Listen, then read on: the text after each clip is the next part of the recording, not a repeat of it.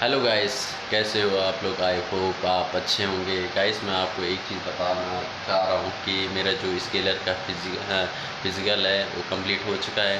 अब कर रहा हूँ मैं रिटर्न की तैयारी। तो गाइस रिटर्न में मैंने ये बुक लारी की है। इसमें ये है सामान्य विज्ञान, इंसाइक्लोपीडिया एनसीईआरटी की, और दूसरी बुक ला रखी मैंने ये RS अग्रवाल मैथ्स की बुक ला रखी है। अभी बहुत ज़्यादा नर्वस हूँ गाइस कि क्या पढूँ, कैसे नोट्स बनाऊँ, कैसे क्वेश्चन आएंगे, कुछ समझ नहीं आ रहा है कि इस बार होगा कि नहीं होगा। पता नहीं चल रहा क्या होगा। तो गाइस लगे हैं, मंजिल मिल ही जाएगी। रुक के बैठ के फ़ायदा क्या है, चलते जाएंगे। ठीक है गाइस, नेक्स्ट वीडियो के साथ मिलेंगे। ठीक है, गुड बाय, टाटा।